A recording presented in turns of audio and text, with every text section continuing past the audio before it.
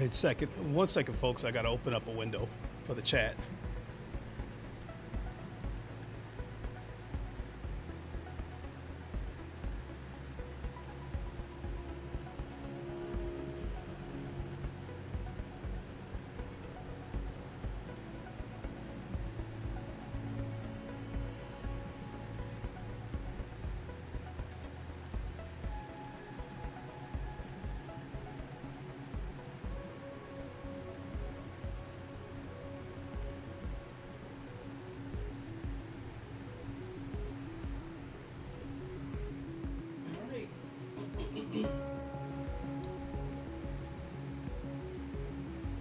Turn that down a little bit. Excuse me.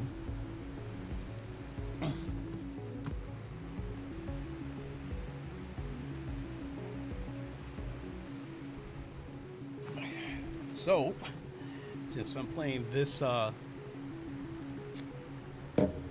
game on the 65-inch TV, there's definitely no need for my glasses, as I can see crystal clear. So, all right, let's get on with the intros. What is good, everybody? It is the Godfather of VR, the ageless one of the man, Lincoln Clay, and we are back for a live stream. We are going to talk about the recent events of the gaming industry, and I only have Forza Motorsports. Basically, I'm not really going to be seriously racing. It's just something to set the tone, almost like a background. So, hope everybody's doing good. It is Friday, 6:53 p.m. in Grand Rapids, Michigan.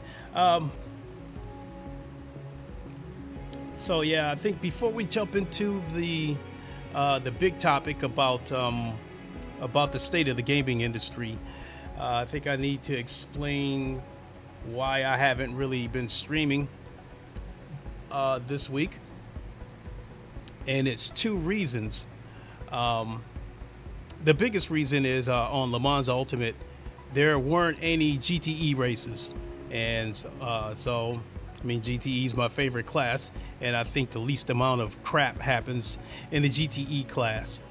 So I elected not to stream it, especially with me desperately trying to hang on to my silver ranking. So,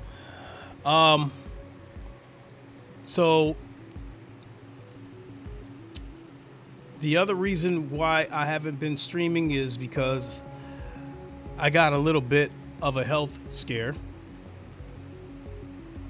Those of you who follow me and been following me for years know that I have type 2 diabetes. And when I first discovered I had diabetes, I was slowly losing weight. And then it turned into me losing a pound a day. And at first I thought it was because I wasn't taking in enough calories. So I went out of my way to drink weight gainers and eat more food. And I was still losing weight. I was still losing a pound a day. Suddenly one morning, in addition to losing another pound, because I think by this point my weight had dropped from 217 pounds down to 210 pounds. So this had been going on for about a week. Suddenly one morning I woke up and my vision was blurry. I mean, my vision was so blurry I could barely see my hand in front of my face. In addition to that, I was super thirsty, constantly drinking, and constantly going to the bathroom. You know, it's like I was going to pee like every 30 minutes. And at that moment, I suspected that I might have diabetes. So I did Radio Runt said, Yo, I have been playing tons of Contractors Showdown Xville Zone. Radio Runt! How you doing, my friend? It's been a while. Glad you're enjoying Contractors. I'm trying my best when I'm not sim racing to try to go back into my backlog and try to play some of my other games. Currently I'm in the middle of Behemoth, and I'm going to finish that game. It may take a while because I'm not very good at finishing games, because I can't keep an attention span long enough to finish a game, because as soon as I dive into a game, another game comes up. But actually, the current state of gaming will help me finish Behemoth. So I like what I'm seeing so far.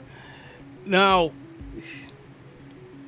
from what I played so far, I think the game was worth the $40 that they were asking for it. But when the game launched, from what I'm understanding, it was a buggy mess. And so I said, okay, I don't want to touch it until they fix it. And I just never got around to buying it. And then when the game was on sale for $20, that was a can't miss. I had to buy it. But the thing about it was on sale on the Quest. So I decided to roll the dice, and I bought the game on Quest. And it was a cross-buy game, and I was able to get the game on PC, on the Oculus PC app.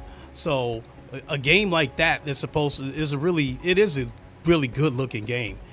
And even on the Quest 3, Behemoth does not look all that good, but it's beautiful on PC. So that's the way I've been playing it.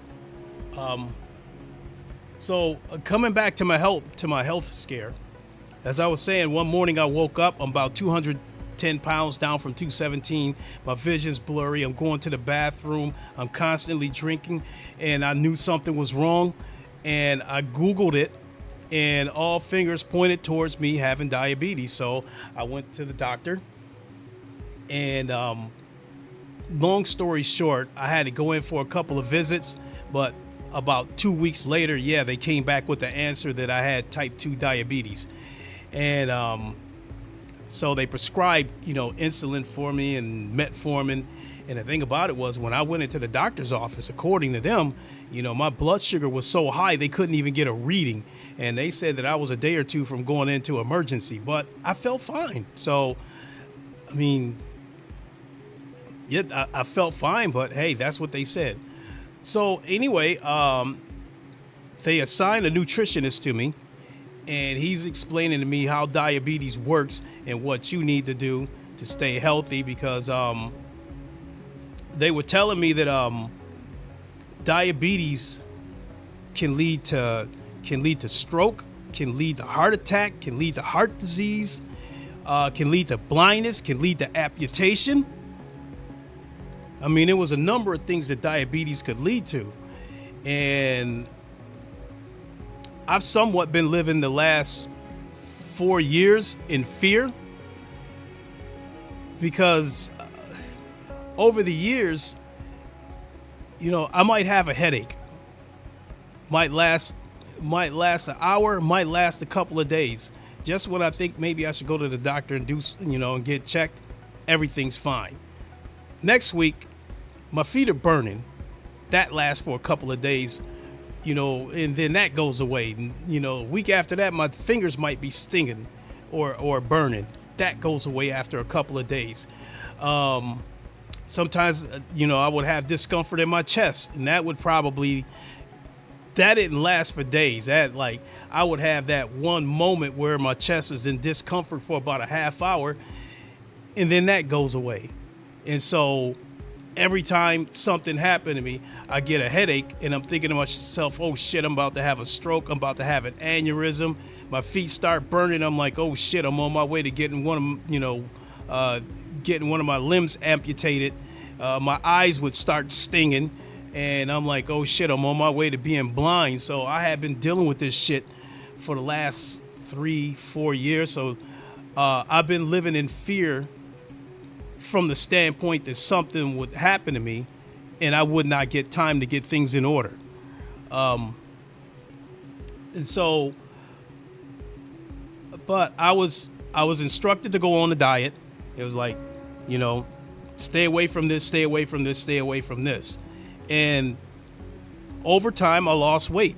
And so when all was said and done, my weight had dropped from 217, and the only reason why I weighed 217 at the time is because I was on a diet trying to, lose the belly a little bit, because I was walking around at about 225 pounds.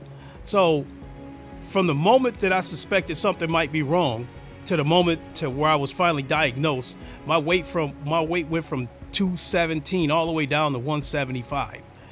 And I would bring the weight back up. I could get back to 200, stay there for a little while, but it was hard to maintain it because I was required to eat so much food. I was eating more food during that stage than I was when I was working out and I was bigger, because when I was working out and I was bigger, I offset the calories that I needed to take in. I offset it by drinking weight gainers, eating high calorie foods, high carb foods. But now this go round, I'm at 200 pounds. I got diabetes. I got to eat stuff that's low in carbs. And a lot of times when something is low in carbs, it's also low in calories.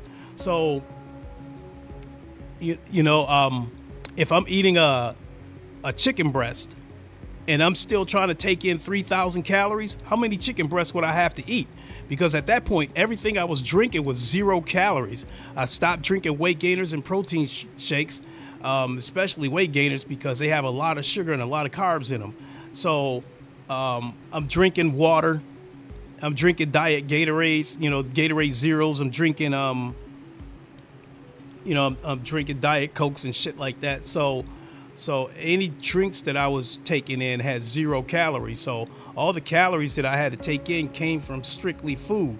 So it was tough trying to take in 2,500 calories or better strictly off of food, because something you have to keep in mind about the human body is the average man burns 2,000 calories a day and the average woman burns 1,600 calories a day.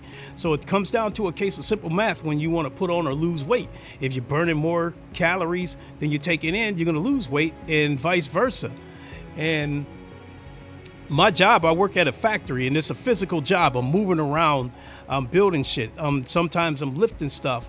And it took me about 2 months to come up with an exact number, but I found that my body was burning about 2,200, 2,300 calories a day. So I had to, at the very least, take in 2,300 calories a day. But because it was so hard to eat enough food to maintain my weight, I'm taking in 1,600 calories a day, and that's definitely going to lead to weight loss. So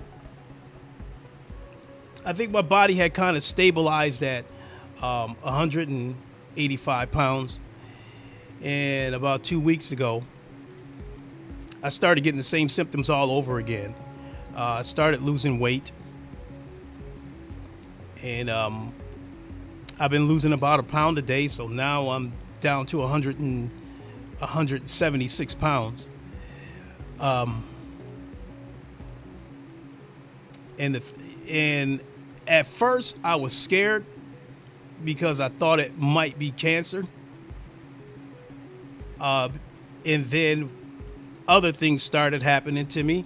The constantly thirsty, constantly going to the bathroom, along with the weight loss. So that's all pointing towards the symptoms that I was having when I first found out I had diabetes. The difference is that I can see clear. I don't, like right now, looking at the TV and looking around at my living room, I don't need any glasses.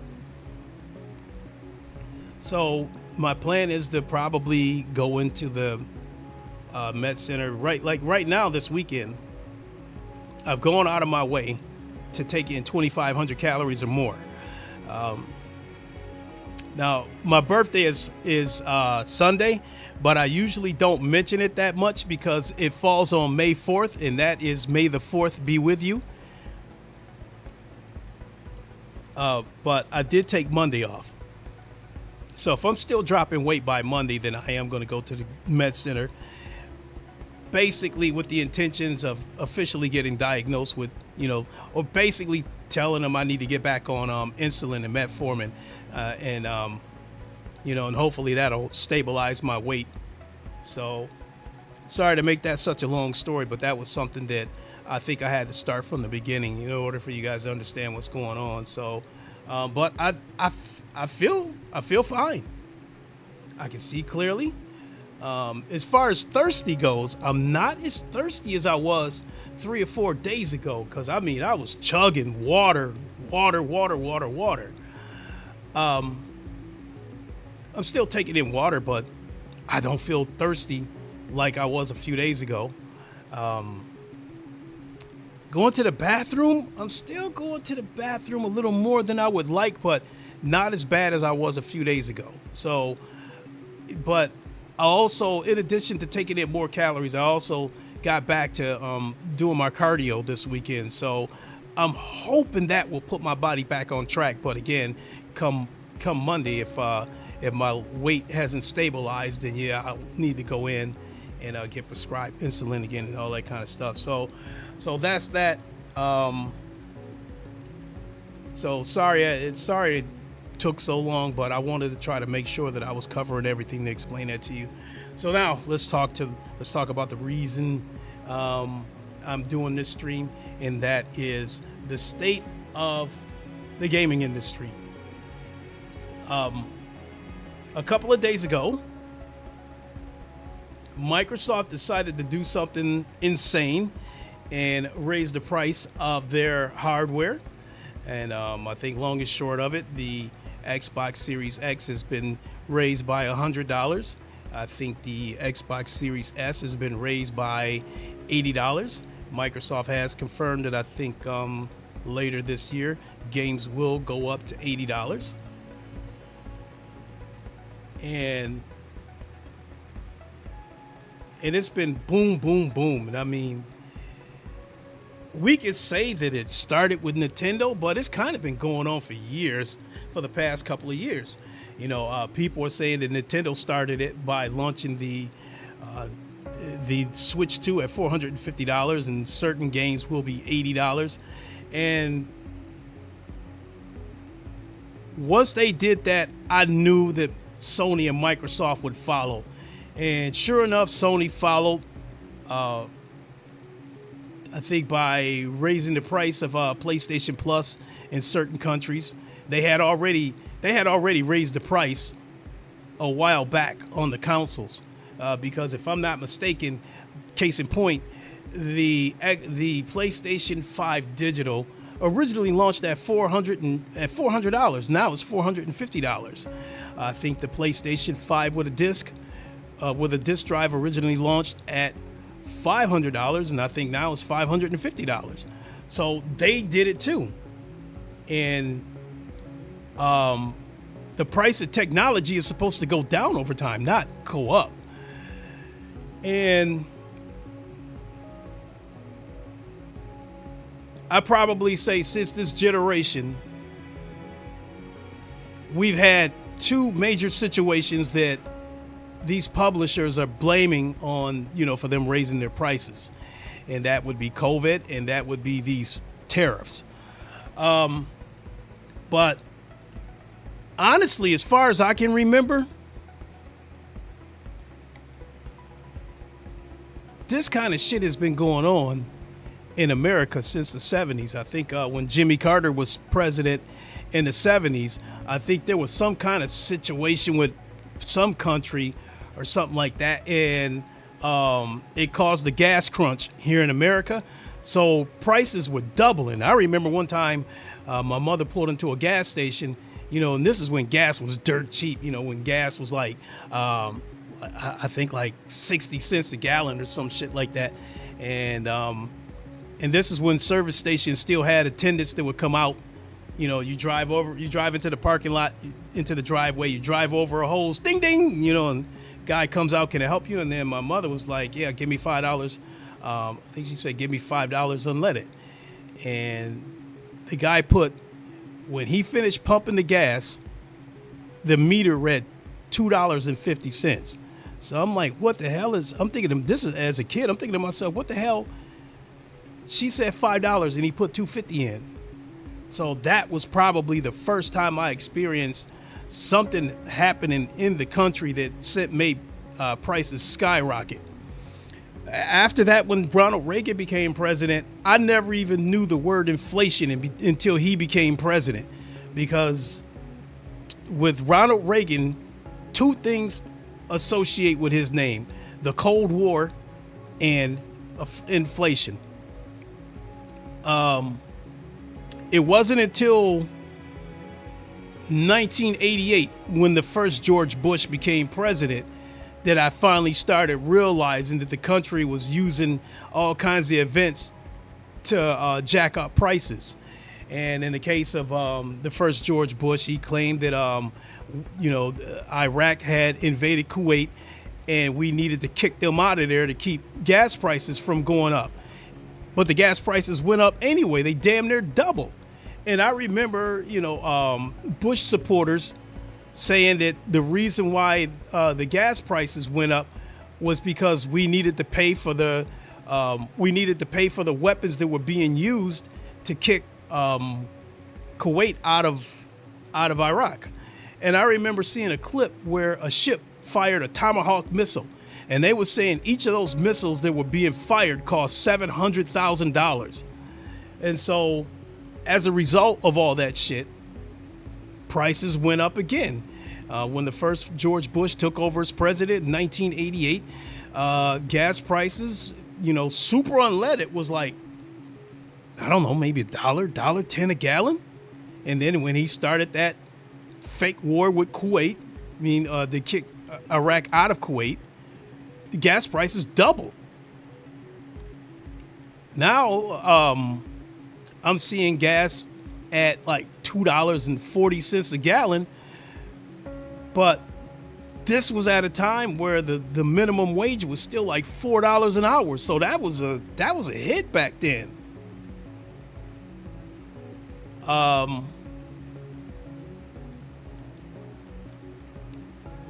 With Clinton, when he became president, everything was good until we got to the end of his administration, when he did the NAFTA thing and sent a whole bunch of jobs to Mexico. He let the blue collar jobs go to Mexico, but let the white collar jobs stay up here. And as a result, Detroit has been destroyed by it, because Detroit is the Motor City. And once they passed NAFTA, they closed so many factories and shipped all that work down to Mexico. Then comes the second George Bush, and that was probably the second time when I saw a scam cause prices to go up. And in his case, he claimed that Iraq had weapons of mass destruction and ordered them to so-called get rid of those weapons. They didn't. We went to war with Iraq, aka Desert Storm. And as a result, oil prices went through the roof. But then I realized that that George Bush was the owner of the Texas Rangers, and he owned a shitload of oil. At the time that we went to war with Iraq, it turns out that they were buying oil dirt cheap from, I don't know if they were buying it from Syria or something like that. So they were buying oil dirt cheap from one of those countries, and they were stockpiling the oil and then turning around selling the oil at a profit. So this fake war that George Bush did was basically to go over there and take their oil. Fine, but prices still went up here in America. And once again, the prices that we're facing, the gas prices today, are the result of that war that he did. It never went back down except for once. But when he started that war, it started us down the road of gas at the minimum being $3 a gallon and like premium being $4.50 a gallon. And the only time that shit went down was when Obama was first president. Premium gas had dropped to like $2.50 a gallon for like the first 4 or 5 months of his presidency, and then it went right back to the Bush prices, and they haven't gone down since. Other events that drove up the prices of products, services, whatever. We had that fake oil spill where some tanker spilled some oil, and they're actually showing us the so-called oil spill. It was a tube coming out of a ground, and this is supposedly at the bottom of the ocean. There was a tube coming out of the ground spewing out what was like a black smog. And I'm like, how is it that this thing can continually spew out this black fog, but the screen hasn't gone completely black yet? We can still see the tube that's pouring out all this so-called oil. So another fake stunt to raise oil prices.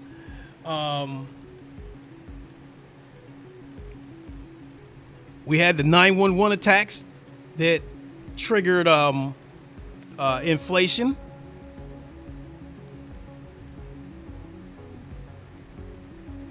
We seen how crazy prices got from COVID. You know, a dozen eggs costing $8, and they're still ridiculous. I mean, 12 eggs still cost you like $6. And now we have the tariffs. So point being is, you know, with America being the most greedy country on the planet and the biggest practitioners of capitalism, all it takes is one little event for everybody to raise their prices and blame it on this, blame it on that. So this tariff shit, I don't really know the ins and out of it that much, but I do know that's what everybody's blaming shit on. So the gaming industry,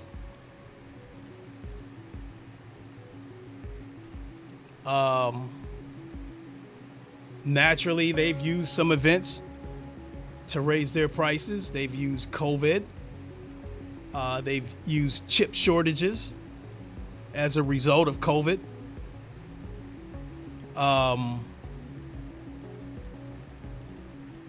They used that shipping dilemma where all the ships were jammed up at the docks in California and products couldn't get to the people. That sent prices through the roof. Trying to order truck drivers to take the jab, as they call it, the COVID shot, which they refused, and they weren't allowed to work because of it. So that brought transportations of goods to a screeching halt, which meant those prices went up again. So bottom line is, it's like it seemed like every 5 years or so, some bullshit event comes up and all these companies use it to raise their prices. And that's what the gaming industry has been doing. Namely, Microsoft, Nintendo, and Sony. But I think Nintendo and Sony have a different reason for doing this shit than Nintendo. You could probably make a case that Nintendo's doing this out of pure greed. In the case of Microsoft, I think there's two dynamics as to why they're doing it. I think as far as them raising the prices of games to $80, I originally saw that as a ploy to force people to go to Game Pass.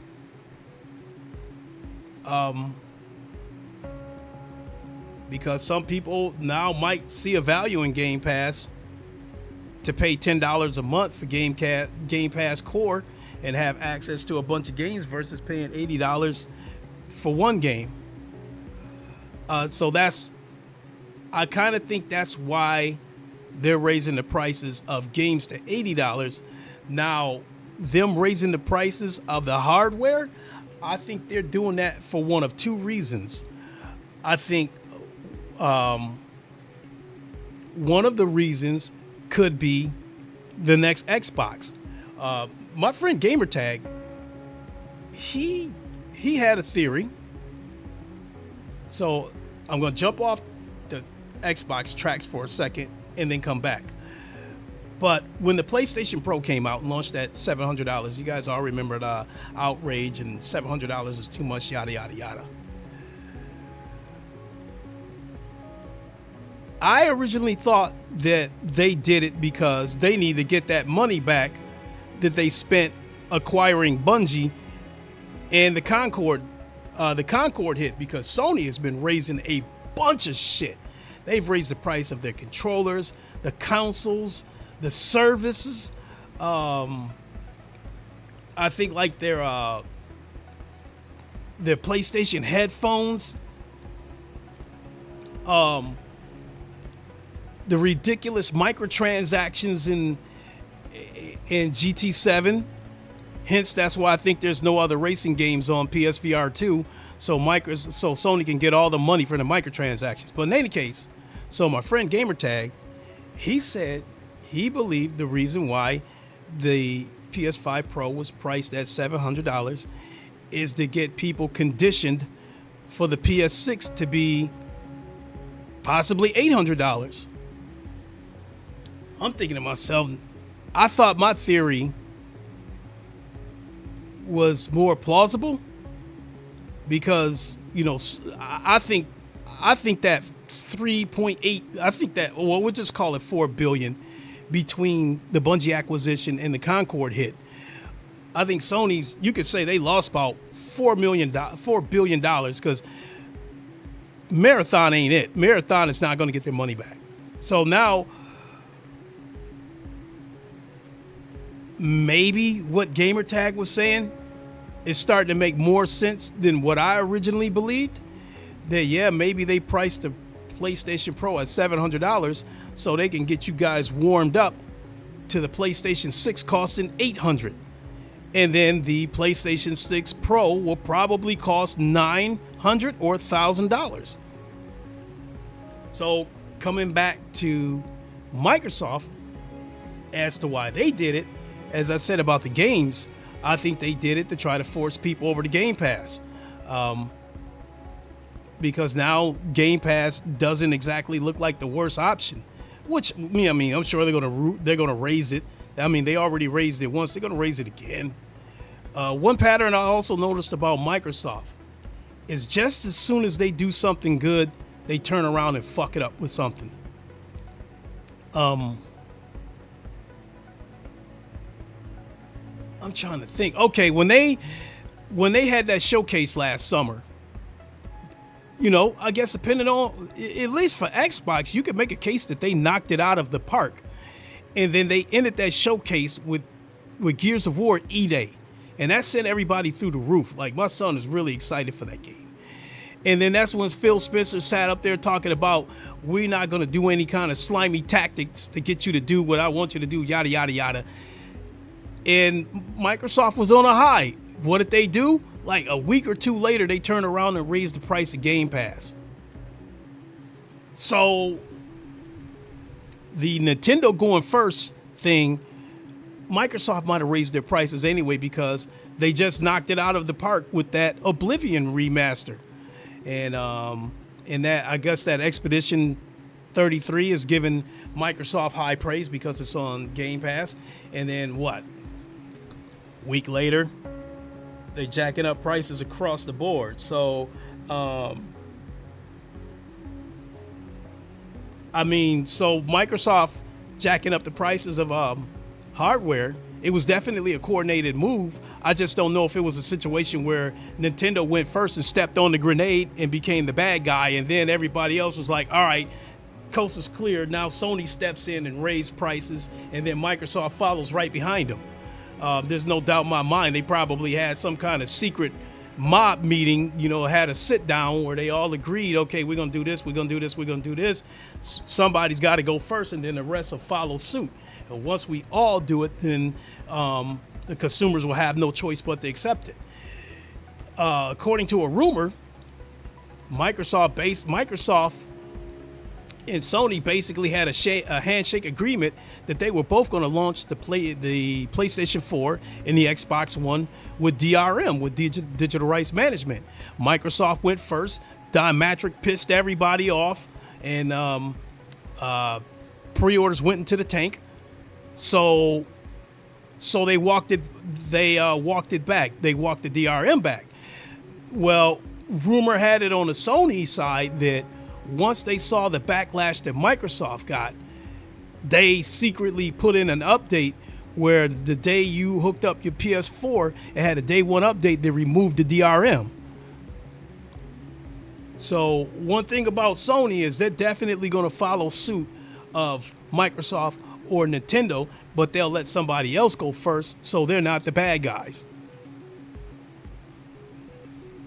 But yeah, they're all on the same page in terms of raising prices for services, hardware, what have you. So again, one reason I believe they raised the price of the hardware is possibly to do the same thing, which I think Sony might be doing, is to condition you to get ready for the new Xbox to cost $800. Which I think will be absurd, but I think Microsoft is going to try to sell you on this idea that you're getting a PC, that you're getting a powerful PC with the ease of use of a console. I think the other reason why they might have jacked the prices up on hardware, especially at such an insane price, is they could be sabotaging the Xbox so they can enter the final phase of getting rid of this console. And because we're 5 years into this generation, the Xbox never really sold, and if people didn't want to pay for that console when it costs $550, what the hell makes them think people are going to run out and get this console for $700? And then the crazy part is Microsoft didn't even give anybody time to run out and grab it. They announced it and the shit was swift. I mean, it was damn near immediate. So to get my final thoughts on how I feel about this shit, the situation with coming back to Nintendo, the Switch 2 costed $450. I'm okay with that because I suspected that they would probably charge $400 for the Switch 2, because I think the price of the PS4 Pro, I think that was the baseline. The original PS4 launched at $400. Something else that I forgot to mention was that the PS4, according to rumor, was supposed to launch with the camera, and it was going to be $470. But because of the backlash and all that other shit that happened to Microsoft, they took out the DRM, and then they broke the camera away from the console and allowed you to buy the camera separately.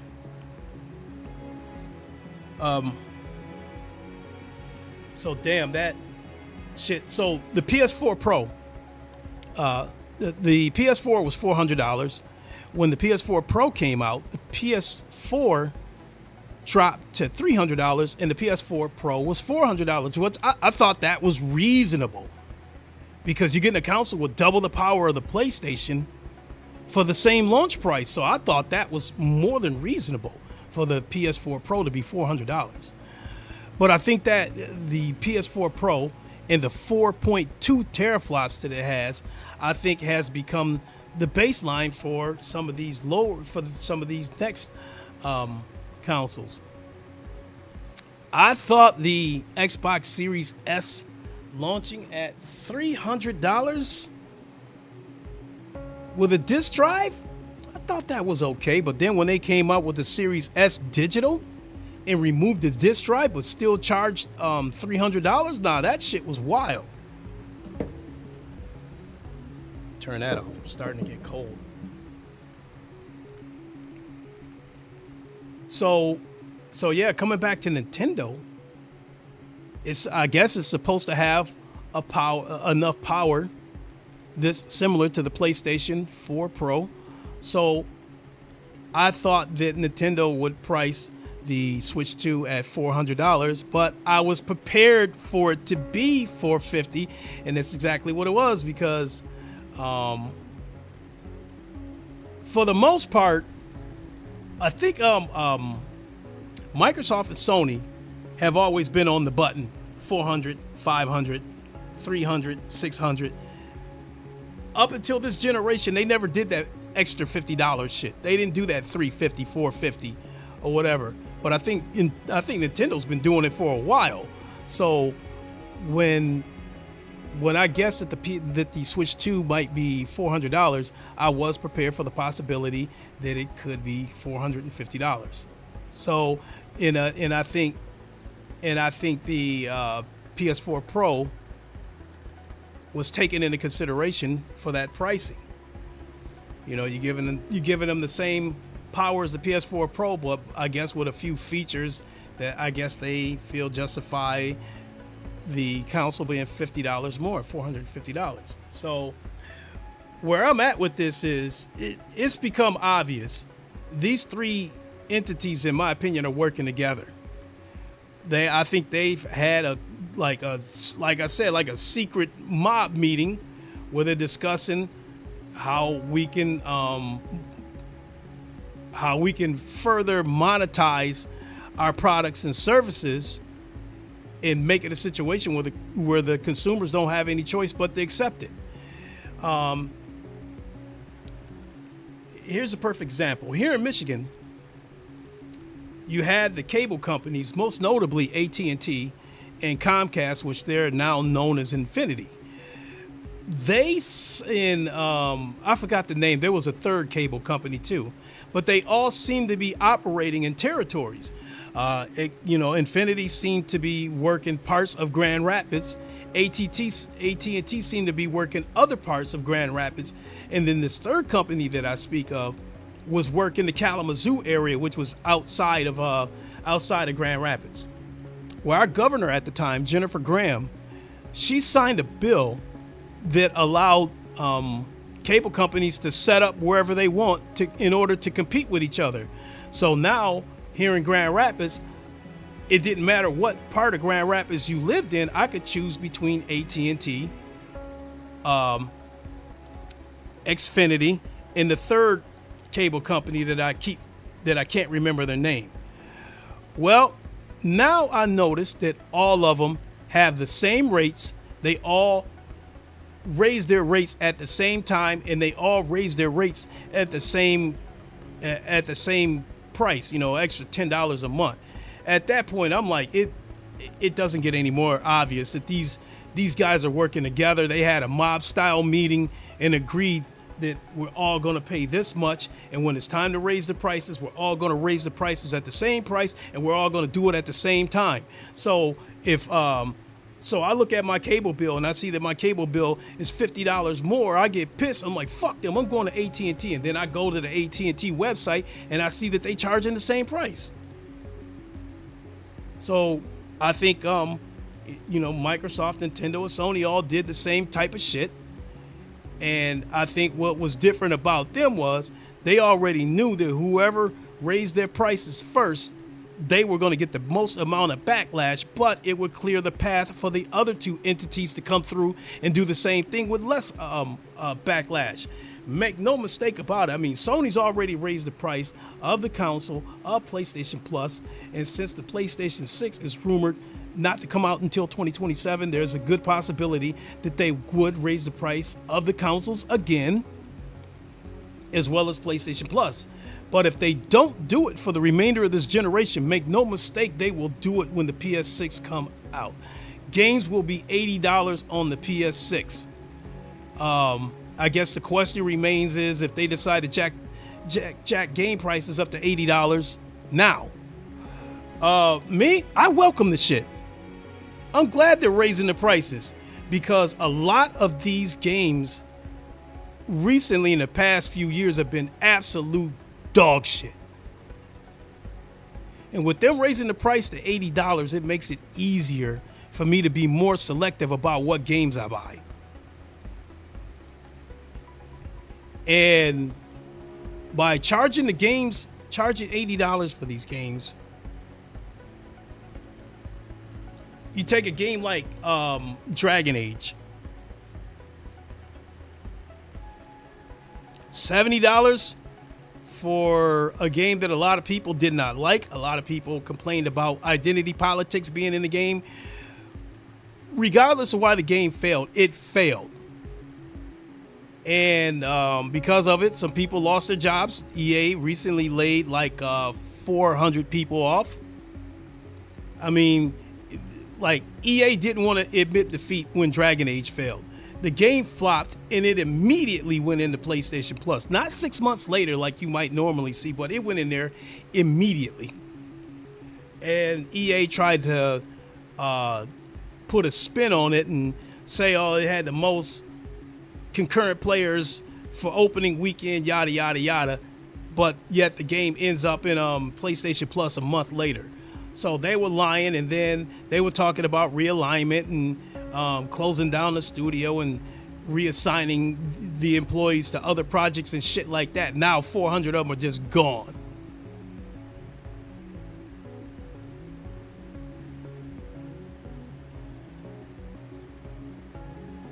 Entities like Rockstar, I have no interest in playing Grand Theft Auto 6, but it's going to sell, like it or not. Call of Duty is going to sell, like it or not.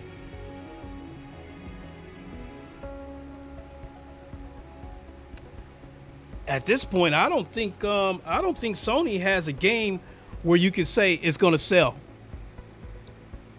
regardless of whether you like the price or not. But everybody else who dares to charge $80 for their game, you better be certain. Because if that game fails, it is probably an inevitability that your studio will close or you will lay off a lot of people. The other thing that's for certain is that the greed has gotten so bad with these entities that I don't think it's going to stop until the gaming industry just crashes. Right now, we're at a state where we're all pissed off about all these price hikes, but a lot of us can still buy the shit. So at that point, it becomes a case of some people overcoming FOMO, trying to be part of the conversation. What I want to happen is that these companies keep being so greedy and keep raising prices to the point where you can't afford it anymore. Because right now, a lot of people can still afford it. So people can say one thing today and be like, oh, fuck that, I'm taking a stand, I'm not buying that shit. And then 2 months later, change their mind as soon as some blockbuster title come out. And then they might run out and buy the hardware. I want this shit to get to the point where you can't afford it. I want this shit to get to the point where, yeah, a PS6 Pro costs $1,000 and a lot of people can't afford it. And the PlayStation 6 costs $900 and people can't afford it. If they can't afford to buy the console, there is no fuck Sony, I'm taking a stand. No, if you don't have the money to buy it, you just won't be buying it. And like right now, the way things are right now, like take Microsoft, for instance, all the bullshit that they've done, all it probably would take is for them to throw one blockbuster game in the Game Pass to make all this shit go away. Whereas Sony's not exactly in that position, because they haven't put out a lot of games lately. They don't have a lot of games coming. Ghost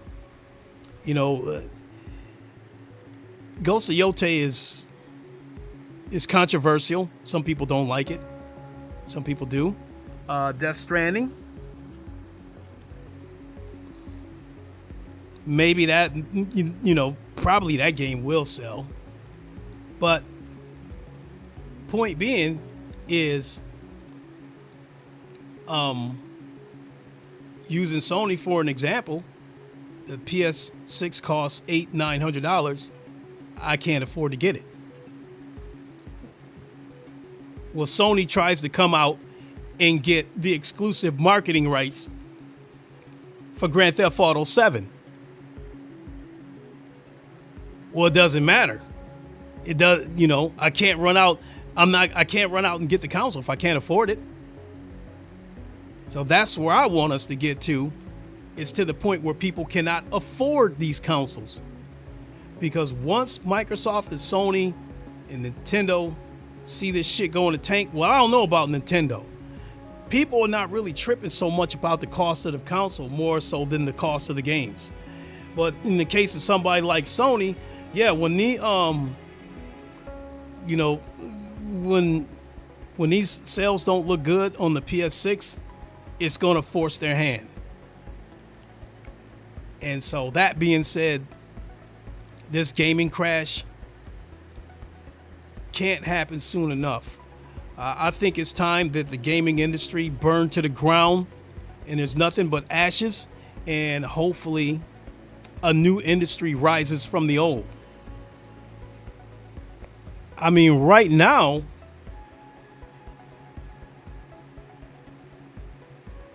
I think the only hope we might have is the whatever this console is that Valve's working on.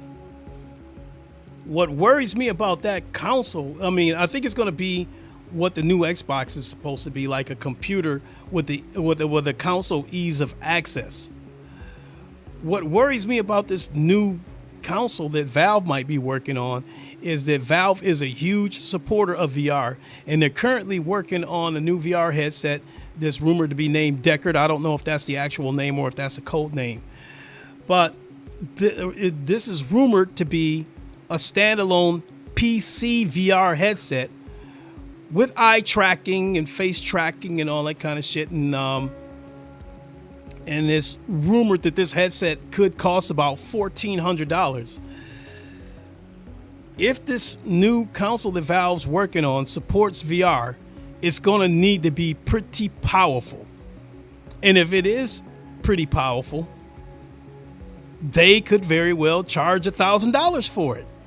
So $1,000 for that console plus $1,400 for the Valve Deckard. It's $2,400. But on the other hand, if they could come along and create this console and charge maybe $600 or less, they would be the consumer friendly one out of all these people. So, we'll throw in PC too. I mean, the GPU prices have gotten ridiculous. I had to draw the line in the sand. I'm not going to lie, when these 5000 series consoles were coming out, I was looking to get the 5070, which I still think is reasonably priced at $550. The problem is nobody's selling it at the MSRP. The Founders Edition is supposed to retail for $550, and the third-party 5070s are still selling for $700, $800, $900, so they're definitely jacking up the prices. So I think for the most part, I'm done upgrading hardware. Now, if a 5070 does happen to come open and I can get it at $550 retail, then that's a possibility. But other than that, I'm done. I mean, this computer I'm sitting at right now is a 4090. It was, it didn't make sense for me to upgrade to a 5090, which is $2,000 versus the $1,600 I paid for this 4090, and I'm only getting like an extra 10 frames. And so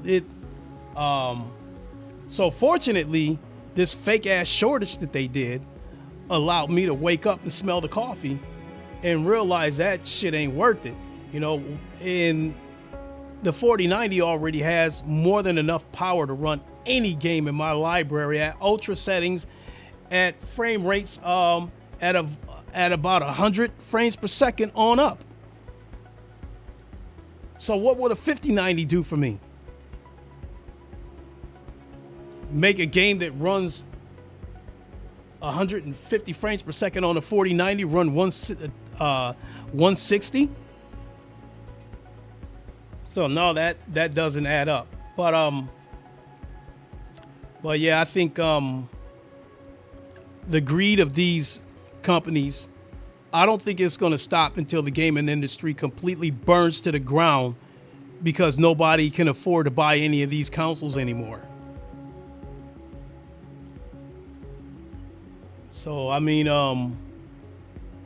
from what I'm understanding, I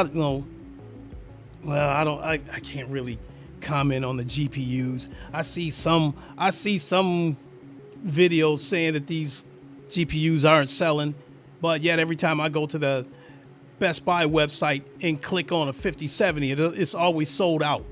The AIB partners, it'll say it's available and you click add on cart, and then it'll put you in a line and says you're in the line. You know, it could take a few minutes, yada yada yada, but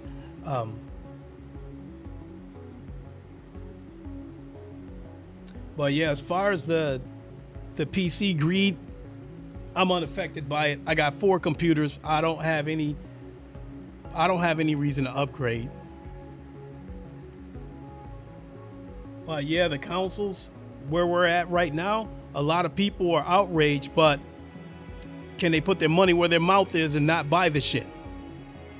We don't know.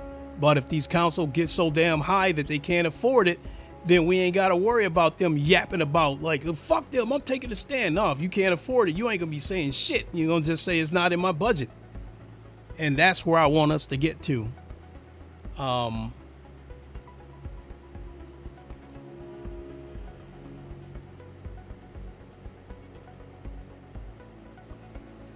mean, this shit needs to burn to the ground to the point where Microsoft and Sony and Nintendo are fighting to get $2 out of us. So that's where I stand.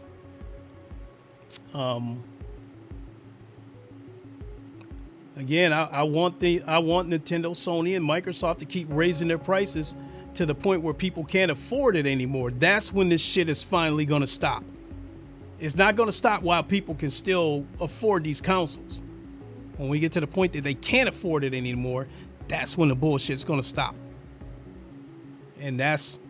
And when we get to the point where people can't afford the shit anymore, that's where, you know, the industry is burnt to the ground and there's nothing but ashes. So I don't even feel like racing right now. In fact, I got to get up and run to Walmart, pick up a few things.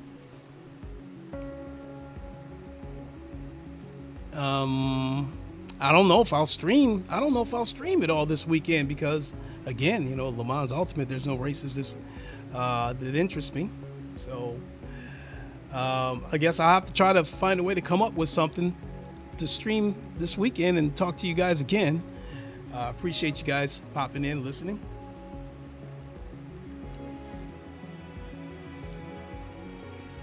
And we will see you on the next one. I guess I'm trying to find something else to add before I get out of here, but I think that's about it. You know, so hopefully we'll see you guys more soon. Oops.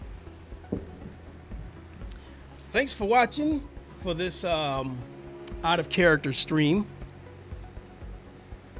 But I've been wanting to do something like this for a while. Because there's been a lot of things on my mind that I've been wanting to talk about. And it's like, as soon as I get home, I'm like, nah, that's a stupid idea. But I think the greed of Microsoft, Sony, and Nintendo, I think has reached a breaking point where, yeah, I wanted to say something about it and basically say that this shit, you know, their greed isn't going to stop until it gets to the point where they price themselves right out of gaming and nobody can afford any of this shit anymore. So that's it. Thanks for watching, everybody. We'll see you soon. Until the next one, you all know the line. Wakanda forever, long live the king, and deuces. Enjoy the weekend, folks. We'll see you soon.